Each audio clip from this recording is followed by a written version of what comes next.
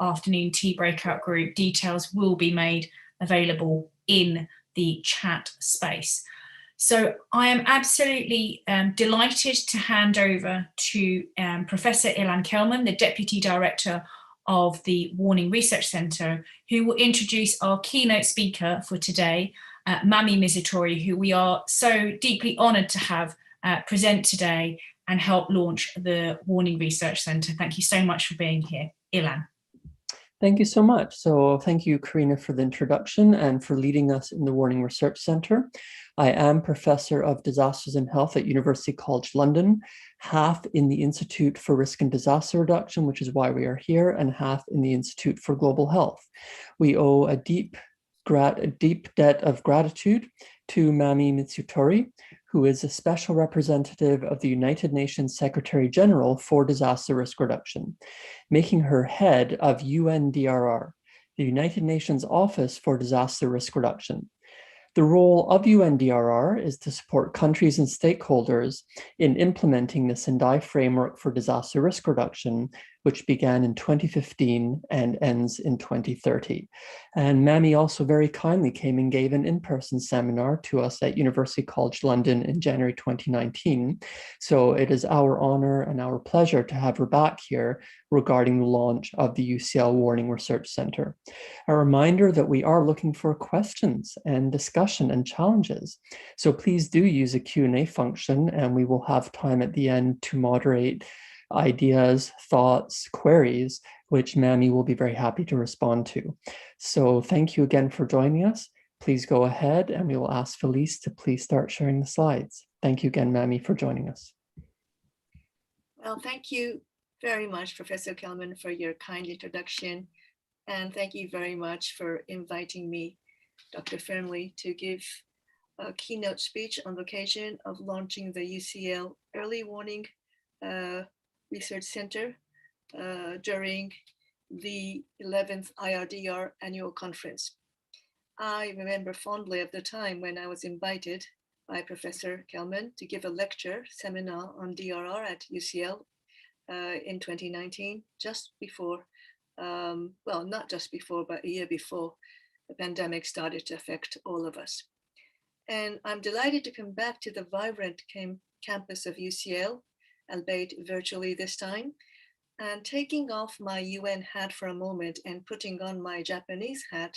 Some of you may know that UCL has a very special place in the minds of Japanese people, because it was at UCL where the very first Japanese students studied abroad after Japan opened up to the world in the 19th century, and many of those students became the founding fathers of modern Japan. So Japan owes a lot to UCL. Now, with my UN hat on again, I was listening this morning to Dr. Fernley's wonderful presentation on why warning matter.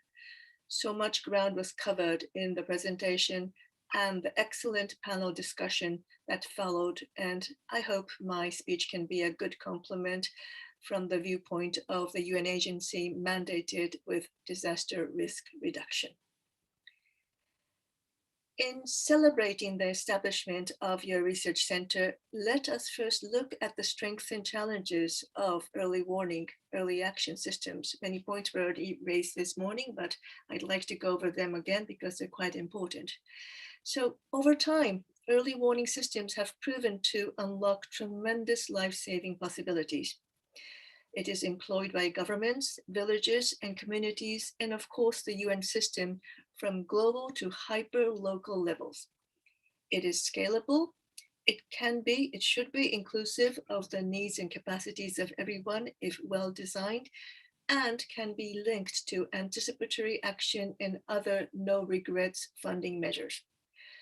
Early warning system can also function as ways to bring together different stakeholders. We know of, for example, how early warning systems are involving the private sector in terms of data analysis and even setting up the systems and allowing partnership with the private sector to be established. These are the strengths that we know of, but then you have the challenges as you see in the slide. And the most relevant challenge with early warning system from the perspective of UNDRR is that they should include measures that move us towards disaster risk reduction and away from focusing on reactive response. And for this to happen, when we invest in early warning systems, we should do so while also making efforts to exhaust all other attempts to reduce risk, prevent, mitigate impact, and transfer residual risk. By positioning early warning systems adequately, it can work as a very important gateway to risk reduction by unlocking social and behavior change. Warning is an excellent way to open the door to conversation with and amongst communities and governments about what is possible, practical, and realistic in risk reduction. And if we fail to include in this dialogue the parties who create risk and those who would suffer most from the impact of disasters, early warning can create the impression of being quite isolated and top-down. Early warning systems should not be based on a single hazard model, and a major growth area would be to develop warnings related to non-natural hazards, including biological hazards and risks that have social dimensions. We encounter risk daily, and we are surrounded by risk. It's quite overwhelming. The nature of contemporary risks is that they are systemic and complex, like this very crowded slide is showing you. Sadly, it is human nature to procrastinate over things that are complex or for which informed decisions are difficult to make. We are very good at shifting responsibilities, but we need to be aware that no decision is risk neutral. Reducing or increasing risk is the result of decisions that we make, and unfortunately, drivers of risk are increasing. Climate change is currently the #1 exacerbator, #1 driver of disaster risk. And over the last 20 years, there has been a doubling of extreme weather events, such as storms, floods, heat waves, and drought, which, in addition to their death tolls, have disrupted billions of lives and caused ever-increasing economic losses. Here, early warning systems are critical to saving lives and property when disaster looms.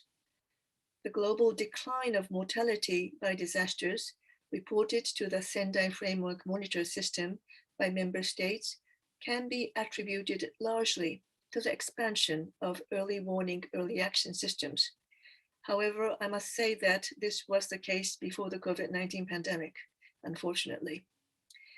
Setting up early warning systems is becoming more economical thanks to advances in technology. Using tools such as machine learning and mobile networks, in addition to radio and television through common alerting protocols, means that the cost of an early warning system can be significantly reduced compared to, let's say, 10 years ago. And of course, in many places, the use of technology is still combined with proven traditional ways, leveraging the power of the communities and indigenous knowledge. Investing in early warning and early action makes sense from many perspectives. There are estimates about the relative value of proactive risk reduction as opposed to reactive response. And as we know, there is no such thing as a natural disaster. Now, the audience of today, we know that, but actually when we listen to news, when we read articles, the two words, natural disaster, come together. And at UNDRR, we have been campaigning that there is no such thing as a natural disaster with partners on this. The truth is that there are hazards, both natural and human-made, and when they are combined with exposure and vulnerability, as explained this morning by Dr. Fernley and others, there you have risk. And as this slide shows you, death, loss, and damage are the function of the context of these three elements of hazard, exposure, and vulnerability. Now, in terms of early warning, good early warning systems are those which are based on extensive understanding on these three elements in the area it is operating for, so that the system can reach what we call the last mile and save the lives and the properties of the most vulnerable population and communities.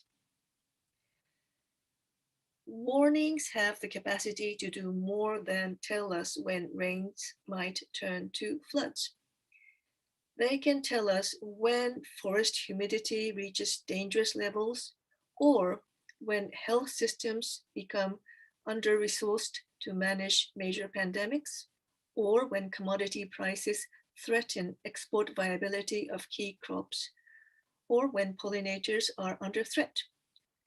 Global trends like climate change or demographic changes can intensify and increase likelihoods of phenomena, as shown in the second part of the image you are seeing, such as displacement or price vulnerability. And when these risks compound, they can lead to multiple systemic failures, including food insecurity, forced migration, and even civil unrest. Warning thresholds for any of these phenomena are useful because we live in a world of cascading impact. Not only could early warning systems give alerts to potentially catastrophic effects, but they would also support early action to protect us from the failure of many systems. Now, the accuracy of hydromet forecasts and the quality of seismic warning tools is impressive, but we will never be able to fully predict the future. Science is indeed improving every year, and areas including warnings for non-hydromet hazards are an exciting growth area, and one I know that is part of the set of goals of your new research center. This is extremely important and useful work. And how can we further improve the use of existing resources, including data and tools? Needless to say, we need to connect warning to action. This may seem obvious, but we know that it is not always the case in reality. To this end, it is essential that early warning systems are complemented by risk communication. All too often, we face the last mile challenge where early warning information existed, but warnings were not acted upon. Warnings need to be communicated so that governments, districts, private business, and households understand the nature of the risk they face, and can take clear, informed decisions and actions at their respective levels. Ideally, these decisions and related actions need to be focused on preventing disaster rather than responding when lives and livelihoods have already been lost.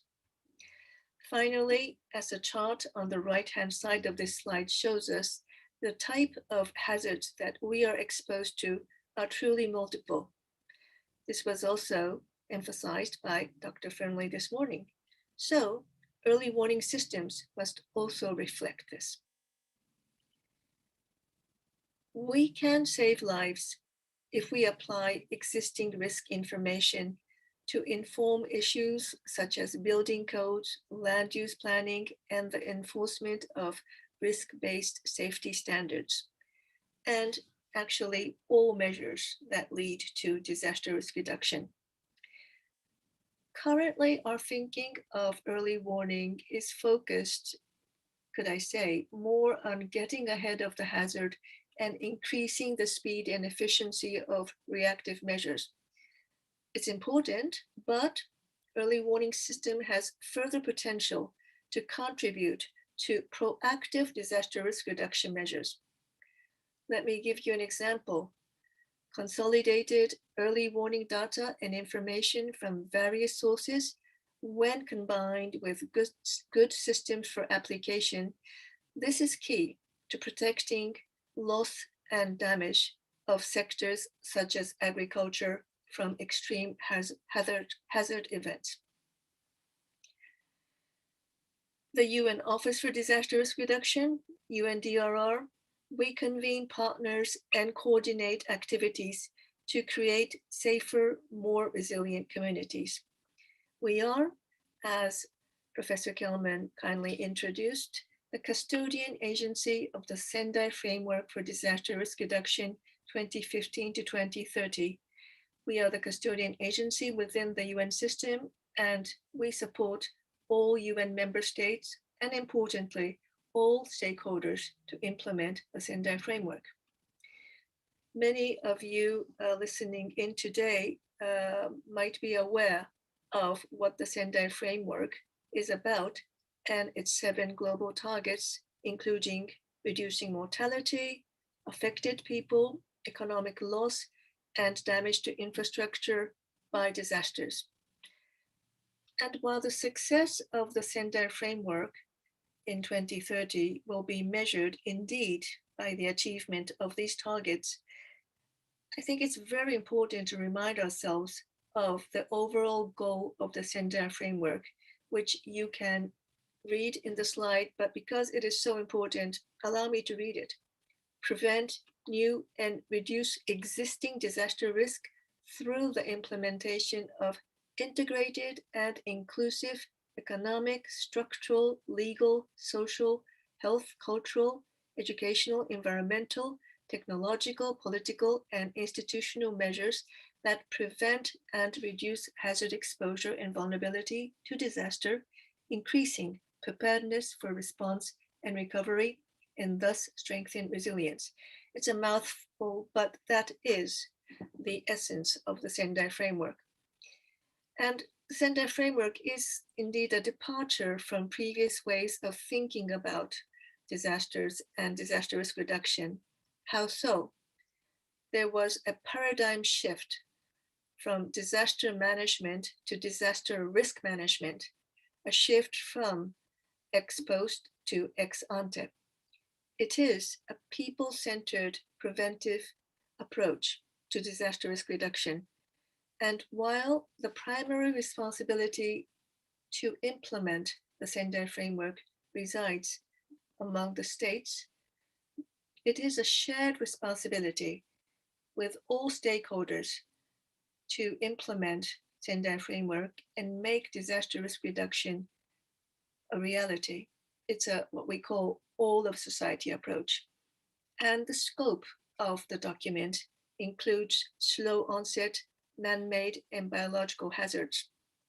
We need to remind ourselves again, in 2015 already, the member states who had experienced SARS, MERS, Ebola, and the WHO, they really pushed for biological hazard to be put into Sendai Framework.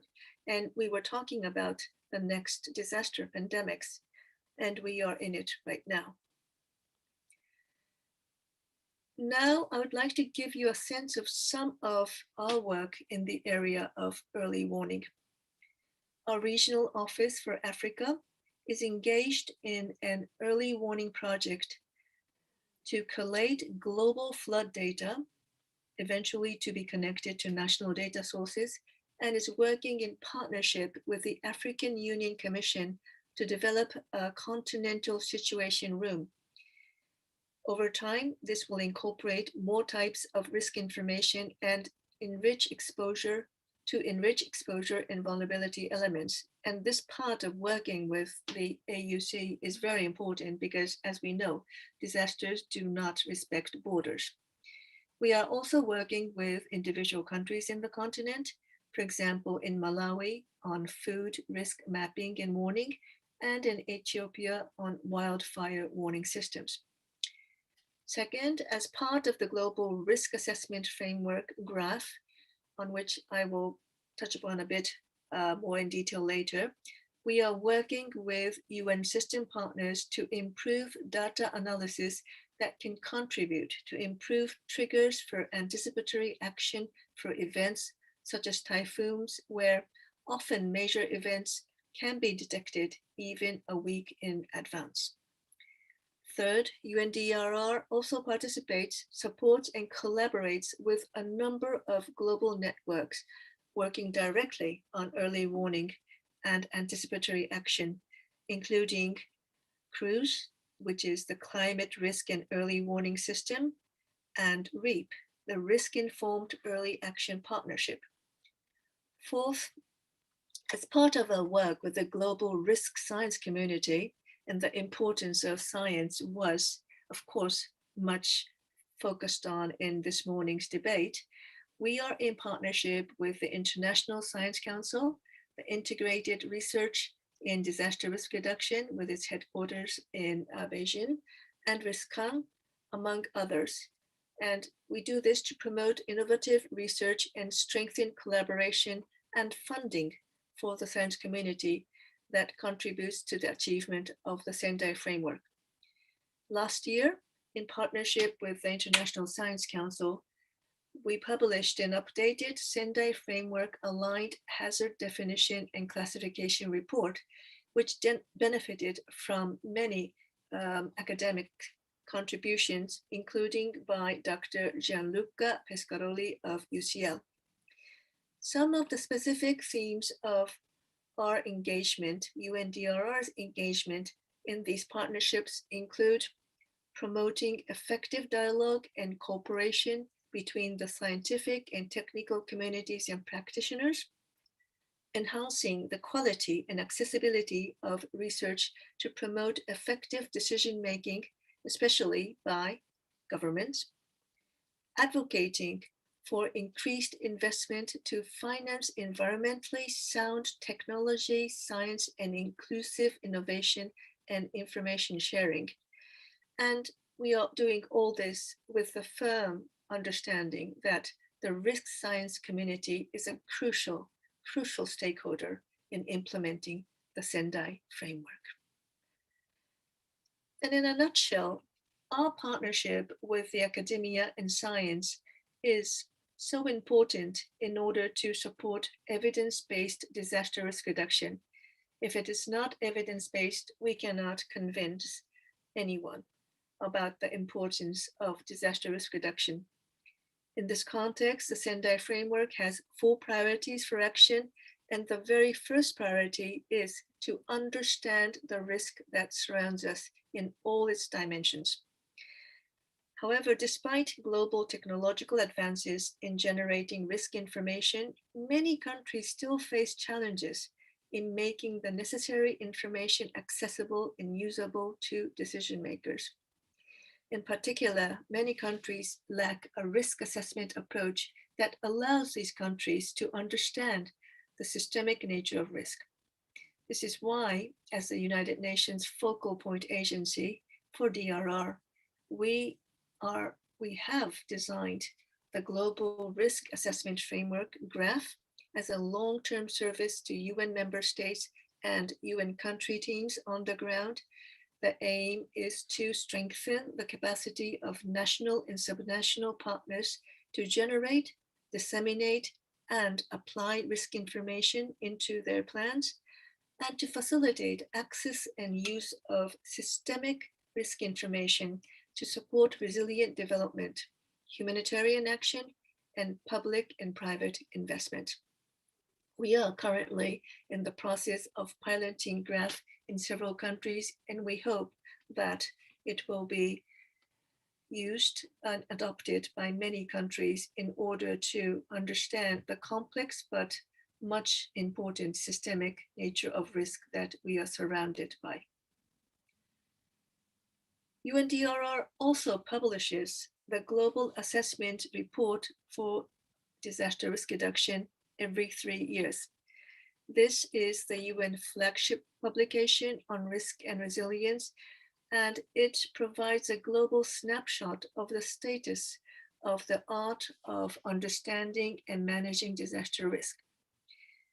Just last week, on the World Day to Combat Desertification and Drought on the 17th of June, we published our first special report of the GAR. And this one focused on drought risk so that we can understand this complex disaster risk better and we can take proactive risk reduction actions to tackle drought. We believe that drought has the potential to be the next pandemic due to its severe, but still seriously underestimated impact. And that is why the special report was on drought. The last, most recent GAL report was published in 2019. It focused on systemic risk before it became a reality under COVID-19. And the next GAL report will come out in 2022, next year, May, at the global platform, the Global Conference for Disaster Risk Reduction, which will be hosted by the government of Indonesia in Bali. These reports are the product of inputs from schools of scientists, researchers, practitioners, and governments, and we are very grateful for the input of several members of UCL, including Professor Ian Kelman and Professor David Alexander. The UCL Warning Research Center launched today is the only dedicated research center in the world looking at early warnings. It is most encouraging to see how the academic community continues its contribution to improve global risk information provision, including through this important center, which I understand will link established expertise with multi-sectoral partners, will aim to connect cutting-edge research with policy guidance and application, will connect hazard warnings to key strategies and other major themes, including adaptation, climate change, and sustainable development. As Professor Kelman already mentioned, I do look forward to a discussion today with all of you to see how, working together, we can better focus the next generation of thinkers and practitioners in disaster risk reduction, leveraging this most important center. The launch of the UCL Warning Research Center is timely and important. The center explicitly brings together not just researchers, but also practitioners, policymakers, media, the public, and importantly, will guide the next generation of students who will be adding their creativity, urgency, intelligence, and energy to some of the thorniest challenges of our time. It is truly another great example of a whole of society, all of society approach. So on behalf of UNDRR, I am pleased to welcome the UCL Warning Research Center to the rich network of organizations and individuals seeking to change the way we create safer and more resilient communities. I would like to congratulate all of you, and in particular, Professor Peter Salmons, Director of the UCL Institute for Risk and Disaster Reduction, Professor Emma Tobin and Professor John Aga, heads of the UCL Department of Science and Technology Studies, Dr. Karina Fernley, founder and director of the UCL Warning Research Center, and Professor Ian Kelman, Deputy Director of the UCL Warning Research Center. Disaster risk reduction is a relatively new area of study, but it is growing and there is so much still to do. I was delighted to hear in Professor Salmon's opening remarks this morning that IRDR is rapidly growing from strength to strength. I'm confident that at IRDR, both researchers and students are immersed in the various avenues to pursue in understanding and reducing risk. And at times, probably like myself, you may also be a bit daunted by the urgency of the challenge. At this time, where not only interdisciplinary, but transdisciplinary approaches are necessary for academia to provide solutions, real solutions to the challenges we face, DRR, disaster risk reduction, can be an area where this can happen. As I repeat so many times in my advocacy opportunities, nothing undermines sustainable development like disasters. And disasters affect the most vulnerable people disproportionately. But the important thing is that disasters do not have to devastate. And to achieve this, we need to forge a strong partnership with academia. 4 years into my post, one thing that I have been contemplating recently is what can UNDRR and myself do? What can we do in order to further enhance the status of the studying and research of disaster risk reduction? How can we make disaster risk reduction and resilience a major career path in academia, of course, but beyond in the public and private sector? For me, this is very important, not least because in this world of multiple hazards, systemic risk, and cascading impacts, we need to make all our decisions at all levels and sectors risk informed. But this is not happening yet.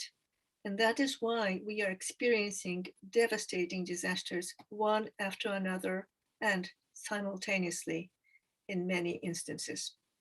We need to change this. And the only way to make this happen, to my mind, is to mainstream the study and research and application of DRR science and to make building resilience a commodity, a career for all.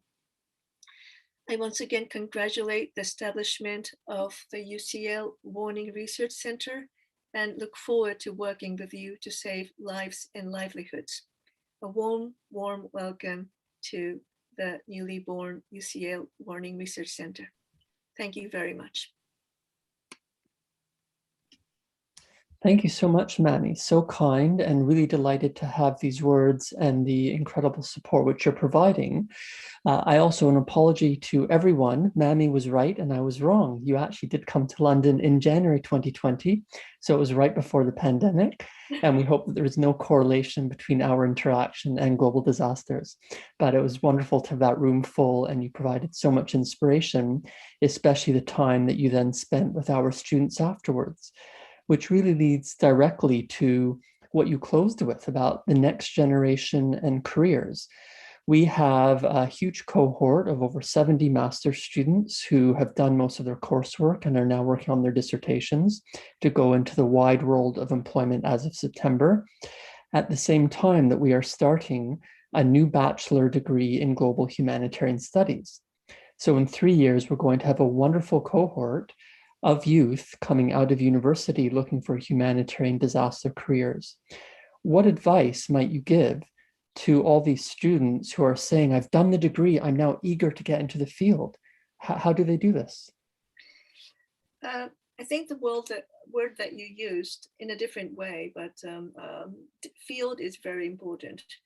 I would really encourage many of your students and postgraduate researchers to go into the field and understand what is happening with disaster impact to now all countries, but in particular to the most at risk and vulnerable countries.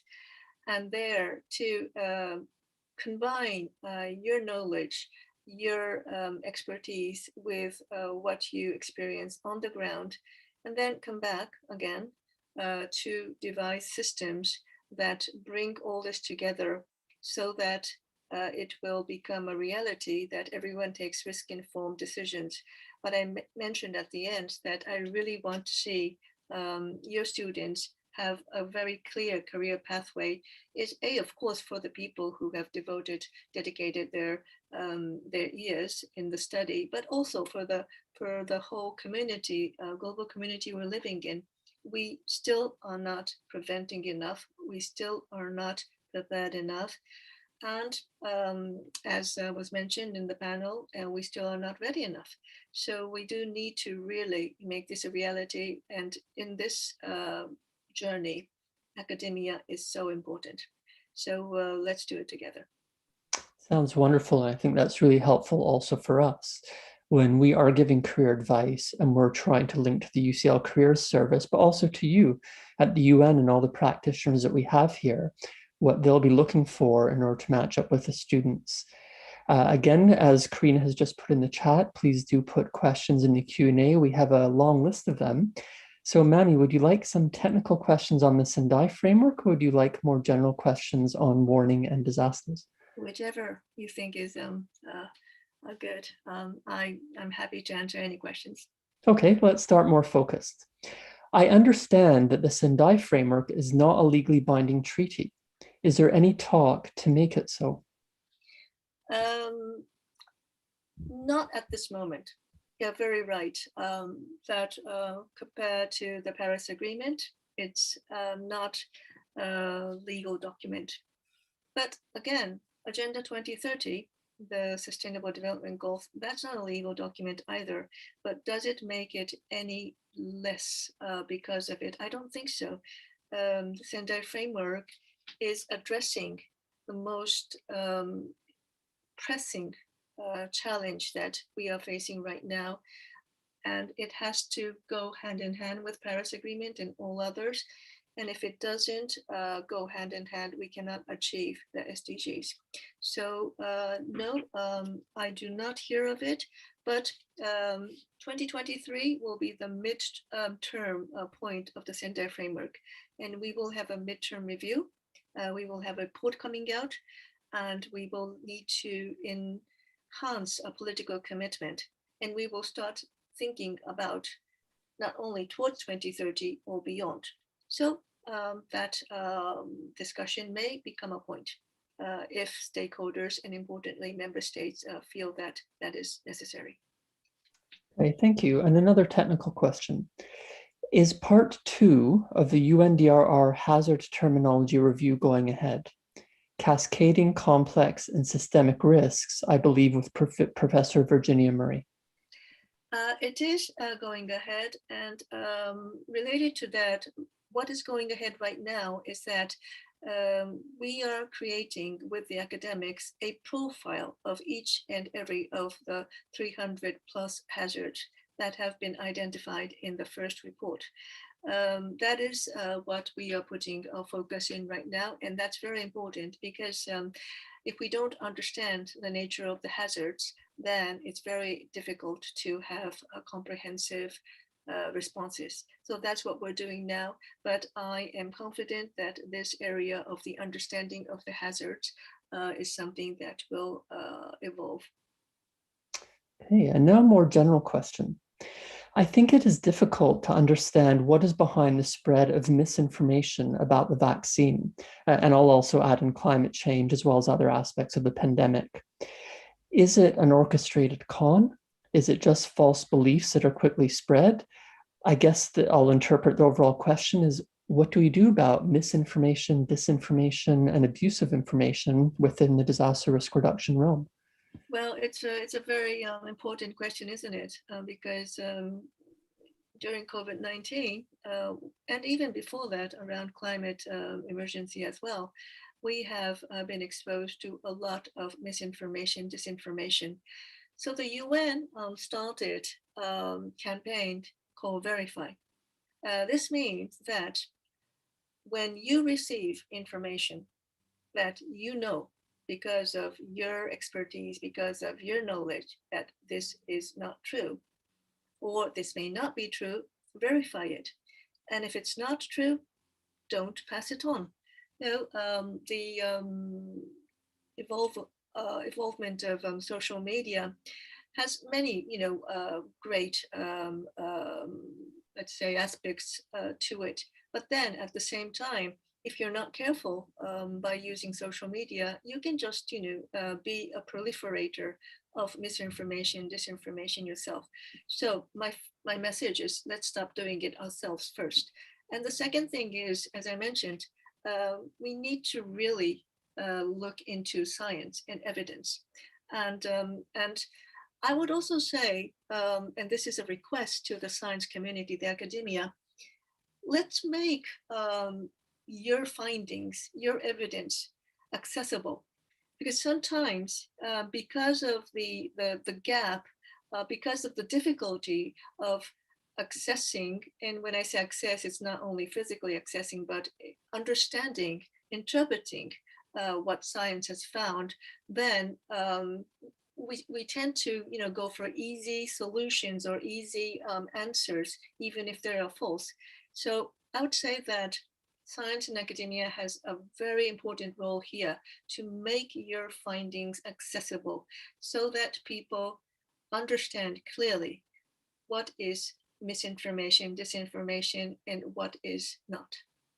And we hope we're doing that. We obviously need continual feedback from you in terms of how we're succeeding, whether it's through seminars like this, the one you kindly came to, our annual report, the blogging we do. So yeah, we'll do what we can and just let us know how we're achieving or what else we could do better. Absolutely. There are also two questions which have emerged from the careers discussion. So a master's student in disaster risk reduction writes, I have found career prospects daunting. There seems to be a lack of entry-level jobs that don't require 3 or more, 5 or more, 10 or more years of related experience in an international disaster setting. Where should we look for this experience? Yeah, it is daunting, isn't it? And I think the challenge, the richness, but the challenge of disaster risk reduction as an academic field is because it's about so many things. At the end of the day, it's about everything that we are facing, right? But I would say that, hone your skills and your expertise on one aspect of disaster risk reduction while looking at everything.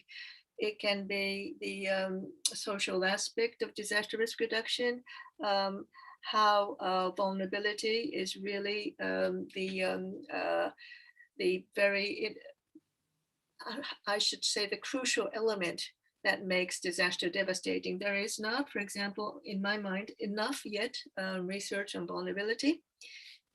Excuse me, we talked about risk communication. I think that's another area that can be more researched. So I would say that, find your niche within the DRR studies, but never to forget to connect it to all other aspects. Don't make it a siloed research. And in that way, I'm sure that, it will become a career. Look, the private sector is looking at disaster risk reduction more than ever. It used to be the insurance sector, and the insurance sector, which is more about risk transfer, as you know, is now looking at how can the insurance sector contribute more to prevention and disaster risk reduction. And I'm confident that it's not only about insurance sector anymore. It's about the wider financial sector and even, all other industries, given that disasters really affect everyone. So I do believe that the private sector will be looking more and more for risk experts. And of course, as you have mentioned, Professor Kelman, UN is one entry point. Just to give you a very concrete entry point, we are looking for a lot of interns at this time. Not only in Geneva, but in Nairobi, in Bangkok. And in a way, because of the challenges of COVID-19, internship is becoming a bit more like telecommuting internships. So there are a lot of opportunities there. Please, if you are interested, look at the openings. My special assistant, Felice, who is with us today here, she can be reached by any one of you.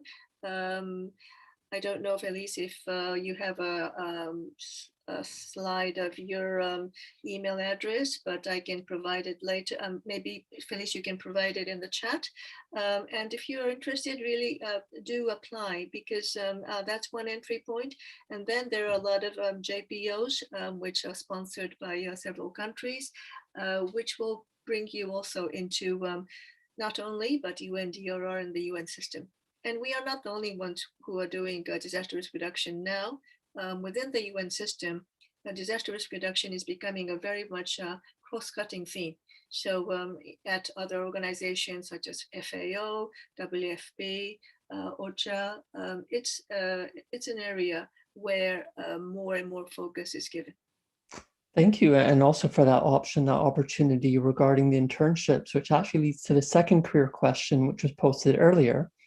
How do we enable those keen and talented disaster scholars and activists without private funds to enter the field and not have to do internships without remuneration? Well, that's a challenging question because I have to be honest here. UN internship does not provide, especially within the UN Secretariat where UNDRR belongs, remuneration. And it's, if you do choose to come to Geneva, it's not a cheap place. So I fully understand. But we will trying to create more opportunities for especially students coming from Global South. We are constantly looking for donors to support if not interns, junior professionals from Global South. And we need to do more, but we are on that path. So this is, it may not seem a lot, but we will try to do better on this. And I do hope that this will provide opportunities for those who are looking into their career in disaster risk reduction. Okay, thank you. Now to pivot it back to warnings, which is really the reason we're here, how could international cooperation, particularly for South-South cooperation, support regional early warning practice? So, as I mentioned, we are already working with the African Union Commission in order to create an African continent-wide early warning system, but also in the sub-regions as well. For example, in the Horn of Africa with IGAD, the Intergovernmental Agency for Development, and with support from Sweden, we are trying to establish a early warning operation unit within IGAD so that the early warning system becomes a regional one. And I believe that these are examples of South-South cooperation, because eventually IGAD and other regional intergovernmental organizations in Africa will, and they are already cooperating with the African Union Commission. So it is happening, and it is one of the, I would say, areas where South-South cooperation can really be effective, because as we know, disasters do not respect borders, and if the early warning system stops at the border, then it's not effective, as we all know. So it is happening, and I think that it's an area that will be even more focused. Donors are very, very interested in supporting early warning systems, which are transboundary. And donors are also interested in using early warning system to expand what is called anticipatory aid. So anticipatory aid, as many of you may know, is not to wait until an extreme weather event, for example, destroys lives and livelihoods. It is to, based on early warning and on data, to provide the aid in advance so that people can be well prepared, better prepared, and the impact can be mitigated. And this is something that is gaining a lot of interest right now, not least because there is not enough money for humanitarian aid post-disaster anymore. So many disasters happening all over the place that with all the generosity of donors, the gap between what needs to be provided and what is provided, this is getting bigger and bigger. So this is why anticipatory aid is now a big focus. And here, South cooperation, I think, can be a very, very crucial element. Another gap which has been raised in the questions, do you think disagreements in public statements by different scientific experts have diminished public trust? And perhaps maybe comment on that specifically when warnings are given and when different scientific experts disagree in public about warnings. So I don't know exactly which example this question is the person who asked the question has in mind, but the short answer is it could. But I think what could be the solution is that if we have better data around disaster risk, then the discrepancy among experts can be less. The issue that we face is that we do not still have enough data around the hazard, exposure, and importantly, the vulnerability. And when it comes to disaggregated data by gender, by sex, by income, or other elements, there is very, very poor data. So if we can all bring our force together to have better data, then better analysis, evidence-based analysis will be done.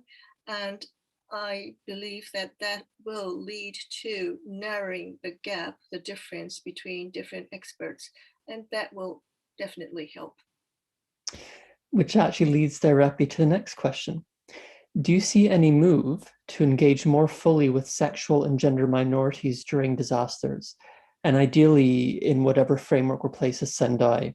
This group has been excluded from the Sendai framework, but multiple pieces of research have shown that they experience a greater level of vulnerability during these events.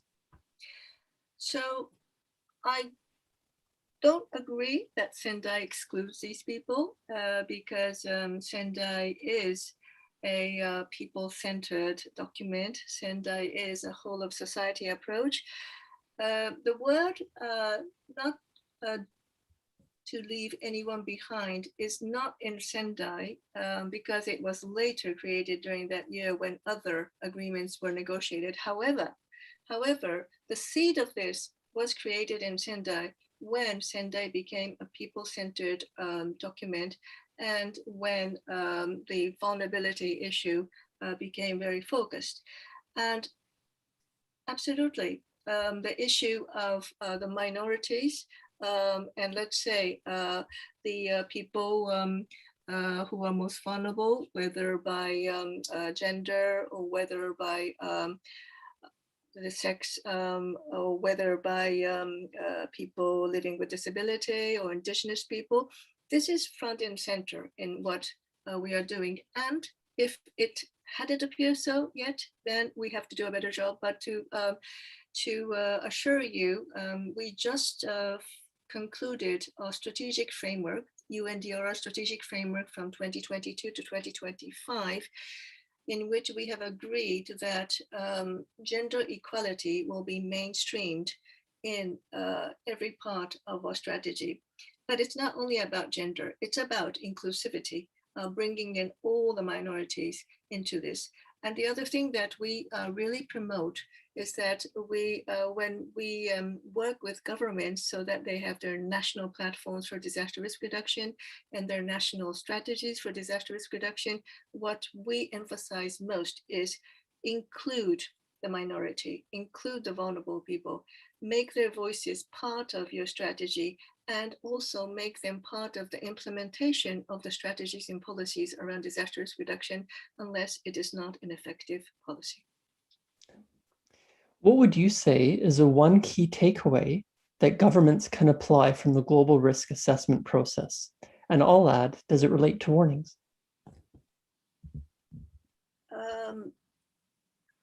That one takeaway for governments. I think the one thing that there are many things that governments have to do, but I would say that really, to focus on the systemic nature of risk, because still many governments, when looking systemic nature of risk and the multi-hazard aspect of hazard.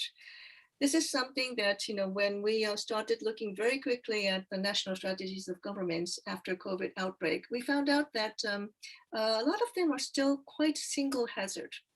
And most of them do not look at the systemic nature of risk. As a result, the agencies for disaster risk management, the agency for public health, they are all siloed and they do not talk to each other. And therefore, the response to systemic risk is not systemic nor comprehensive. This is where we need to change. And early warning system can also be a very important part of it by being a multi-hazard early warning system. And I think this is the most important lesson, let's say, that we've learned from COVID. And I hope that the lesson doesn't go away. And on that note, regarding systemic risk and bringing together fields, we have two questions on climate change, which sort of collate. So first, what could we do to increase the synergy between work and directives on climate change adaptation and those on disaster risk reduction? Should more be done at the international level? Which links to the question, in the case of human-caused climate change, should the frame be risk and disaster prevention rather than risk reduction? So very interesting questions. Yes, we are we are enhancing our work on what we call the coherence between disaster risk reduction policy and climate adaptation policy. At the global level, within the UN system, we are working very closely with UNFCCC so that these two policies, which have a lot in common, are coherent, but importantly, that climate adaptation policies are risk informed. I think this is important. That's what we're doing at the global level. And at the country level, we are trying to bring this down to the country level so that the policies of countries are coherent. The Pacific Islands are already doing it. They put together the disaster risk reduction policy and the climate adaptation policy, and they bring it towards the Sustainable Development Goals. So it's already happening, interestingly, in countries where resource is not actually very rich, but we need to do this at a larger scale. And then so Ian, remind me, so instead of disaster risk reduction, it should be prevention? Yeah, the suggestion was prevention rather than risk reduction. Yeah, I think that's a very good suggestion, because it's all about prevention, isn't it? But prevention is, because prevention is so important in every aspect, not only in terms of disaster, but also conflict and whatnot. Prevention is already there as an agenda, important for the Secretary General. In our case, we're focusing on disaster. Yes, the words that we've been using, disaster risk reduction, but in our narrative, what we emphasize is effectively always prevention. Being more preventative, being more proactive, instead of being reactive and picking the pieces after a disaster destroys us. And final question, which apologies leaves 10 unasked, but please do continue in the chat and we can obviously continue outside this venue. So the final question, poor or poor capacity for disaster management and disaster risk management at national and local level is arguably one of the major drivers of disaster risk. What can we do about it? So, absolutely. And that is why UN Office for Disaster Risk Reduction, we have a global education and training institute based in Incheon, Republic of Korea, which is our institute, which focuses on capacity development, because indeed, the lack of capacity is one of the risk drivers. So we are increasing training in terms of not only its the numbers, but also the reach. We are training more and more trainers so that capacity development can be enhanced. It's a challenge because sometimes, you know, you develop the capacity of certain people and then they go away and then you have to do it again. You know, it's kind of a challenge that we are all facing in all areas. But absolutely, that is important. And that is one area where we emphasize to the member states, both donors and the Global South, so that capacity development is at the center of our activities. Well, thank you so much. And again, thank you for launching the center, for giving the keynote, for responding to a wide range of questions, but really all that you're doing to bring universities, science, and especially students into the wider system to contribute. And hopefully it's not just us taking, but you have to let us know, please, what else can we give regarding science, regarding education, regarding students, regarding universities. We are here to serve society through science. You're doing so much for